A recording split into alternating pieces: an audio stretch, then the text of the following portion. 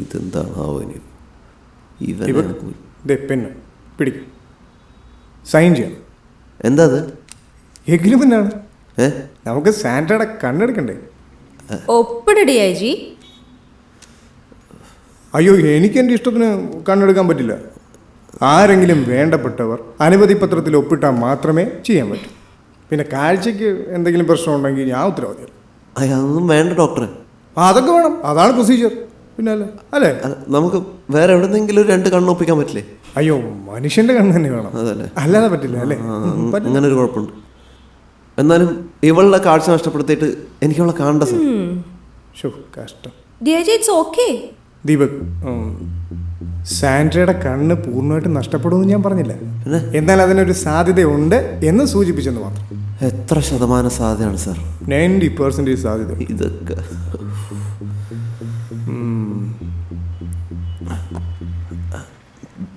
എന്നാലും സത്യം പറയട്ടെ, ഞാൻ ഇവളൊന്ന് സർപ്രൈസ് ചെയ്യാൻ വേണ്ടി ഇവിടം വരെ വന്നേ ഉള്ളൂ. സത്യത്തിൽ എനിക്ക് കണ്ണ് കാണാം. സത്യം? ഓപ്പറേഷന് മുന്നേ ഓപ്പറേഷൻ സക്സസ് ആയ ആദ്യത്തെ ഒപ്താൽമോളജി കേസാണ്. നീ വിഷമിക്കണ്ട, നോക്ക്, സത്യമായിട്ട് എനിക്ക് കണ്ണ് കാണാം. അയ്യോ, സത്യമായിട്ട് ഞാൻ ചീറ്റ് ചെയ്തല്ല. അത് ചീറ്റിപ്പോയതാ. എനിക്കിത് മുമ്പേ മനസ്സിലായതാ. റിയലി? അതുകൊണ്ടാ ഇങ്ങോട്ട് തന്നെ കൊണ്ടുവന്നത്. ഡോക്ടർക്കും അറിയായിരുന്നു. ഡോക്ടറെ, എത്തിക്സ്. കണ്ണില്ലാത്തവരെ വിശ്വസിക്കാം, പക്ഷെ കണ്ണിച്ചോരില്ലാത്തവരെ വിശ്വസിക്കാൻ പറ്റില്ല. പക്ഷെ ഞാൻ എന്തിനാ ഇങ്ങനെയൊക്കെ ചെയ്തെന്ന് ചോദിക്കും. അത് ഞാൻ എഴുതുന്നൊരു തിരക്കഥയില് അന്ധനും മൂകനായിട്ടുള്ളൊരു കഥാപാത്രമുണ്ട്. അയാളുടെ വേദന നേരിട്ട് അറിയാൻ വേണ്ടിയിട്ടാണ്. അപ്പം മൂകനായിട്ട് അഭിനയിക്കാൻ വളരെ മോശമായി. എല്ലാം കൂടെ ഒരുമിച്ച് എന്നെ കൊണ്ട് പറ്റില്ല സാർ. അല്ല, അപ്പൊ നിന്റെ സ്ക്രിപ്റ്റില് മർഡറിന്റെ സീൻ ഉണ്ടായിരുന്നെങ്കിൽ നീ എന്നെ കൊല്ലുമായിരുന്നോ? സത്യമായിട്ടും കൊല്ലു? അതല്ല, ഞാൻ സത്യമായിട്ടും തിരക്കഥയ്ക്ക് വേണ്ടി ചെയ്തതാണ്. എന്നൊന്ന് വിശ്വസിക്കും പ്ലീസ്. എനിക്ക് വയ്യ. എനിക്കും വയ്യ ഇനി നിന്നെ വിശ്വസിക്കാൻ. മര്യാദയ്ക്ക് പൊയ്ക്കോ സാന്ദ്ര. എന്റെ മുമ്പിൽ നിന്ന് പൊക്കോളാനാ ഞാൻ പറഞ്ഞേ. ഇനിയും കൂടുതൽ നിന്നാ ഞാൻ ശരിക്കും കണ്ണുകുത്തി പൊട്ടിക്കും. പിന്നെ താൻ സൈൻ ചെയ്യാത്ത സ്ഥിതിക്ക് എനിക്ക് ഓപ്പറേഷൻ ചെയ്യാനും പറ്റില്ല, അതാണ്. അല്ലെങ്കിൽ ഗെറ്റ് ലോസ്റ്റ്.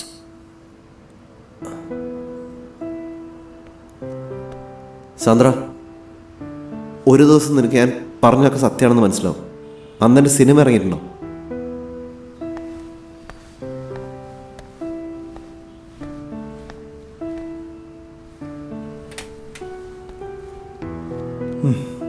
സാൻഡ്ര, പോട്ടിടോ കള. എന്നാലും സണ്ണി, ഒരു ചാൻസ് കൂടെ കൊടുക്ക്. ഈ ജീവിതത്തിൽ റീടേക്കുകളാവാം എന്നാണല്ലോ, അല്ലേ? വീട്ടുകളെടോ.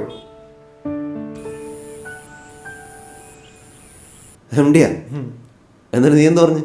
എല്ലാം നിന്റെ കയ്യിലാണെന്ന് പറഞ്ഞു. എൻ്റെ കയ്യിലെന്താ? നീയല്ലേ കഥ എഴുതുന്നു. ഓ, അങ്ങനെ. എടാ, അപ്പൊ ഈ MD ഒക്കെ രണ്ടും കൽപ്പിച്ചിട്ടാണല്ലേ? രണ്ടുപേരും ദൃക്സാക്ഷികളാണ്. കാര്യമായിട്ട്? അതെ. പറഞ്ഞു തുടക്കടാ. എനിക്കാണെങ്കിൽ ഇപ്പോഴും ആ സീൻ ആലോചിച്ചിട്ട് അമ്മേ.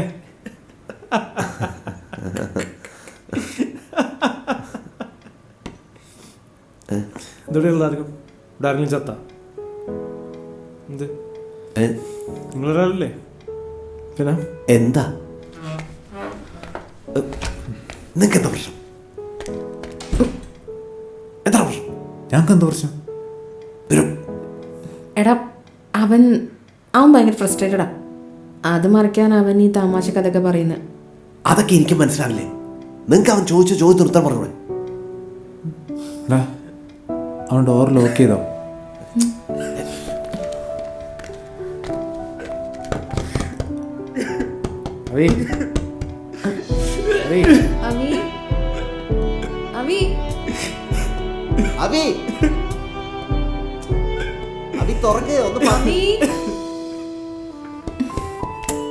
അവൻ കാര്യമായിട്ട് സോറിയായിട്ട് വന്നേ, വാ.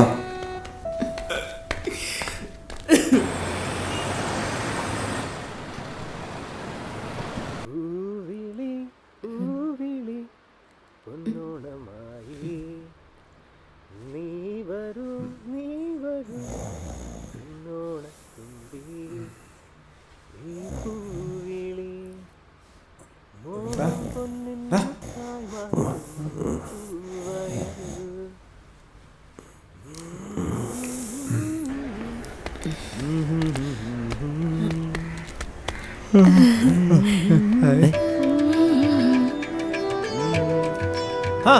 വന്നോ ഓണപ്പുലരിയിലേക്ക് എല്ലാ മടിയന്മാർക്കും ഒരേ ഒരു മടിച്ചിക്കും സ്വാഗതം. കടന്നു വരും. ഈ സമയം ഇതുവരെ കണ്ടിട്ടില്ലല്ലോ. ആ എങ്ങനെയുണ്ട്? അടിപൊളി. നീ ഇതെങ്ങനെയാടാ ഒപ്പിച്ചേ? ഒപ്പിച്ചതല്ല, അധ്വാനിച്ചതാണ്. ഓണമായോ? ഇന്ന് പൂരാടം, നാളെ ഉത്രാടം, മറ്റന്നാ തിരുവോണം. ഇതൊന്നും അറിയില്ലല്ലേ? പിന്നെ നീ എന്തിനാ പൊന്നോണായെന്ന് പാടിയേ? എന്നാ മാറ്റിപ്പാടാം. പൂവിളി പൂവിളി പൂരാടമായി നീ വരൂ പൂരാടത്തുമ്പി. അപ്പൊ നീ നാളെ എന്ത് പാടാ?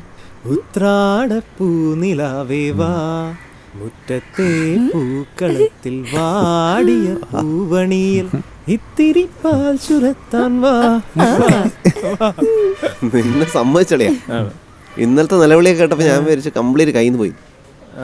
കൈവിട്ട് പോയതൊന്നും എന്തായാലും തിരിച്ചുടിക്കാൻ പറ്റത്തില്ല. പക്ഷെ കൈകോർത്ത് നിന്ന് കഴിഞ്ഞാൽ എന്തിനും തരണം ചെയ്യാൻ പറ്റും. എന്ത് ദൂരം. അതെ. മലയാളികൾക്ക് എന്നും ഓണം സമൃദ്ധിയുടെ ഉത്സവമാണ്. ഇത്തവണ അത് പ്രതീക്ഷയുടെയാണ്. തേച്ചിട്ടും തകർത്തിട്ടും പോയ മലവെള്ള പാച്ചിലിൽ നിന്നും പുതിയൊരു പൂക്കാലത്തിലേക്ക് കരകയറാനുള്ള പ്രതീക്ഷയുടെയും ഐശ്വര്യത്തിന്റെയും ഓണം. അപ്പോ വീണ്ടും തുടങ്ങാം.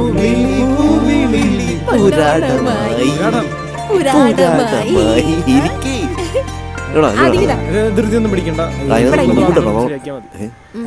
പോകുന്നു.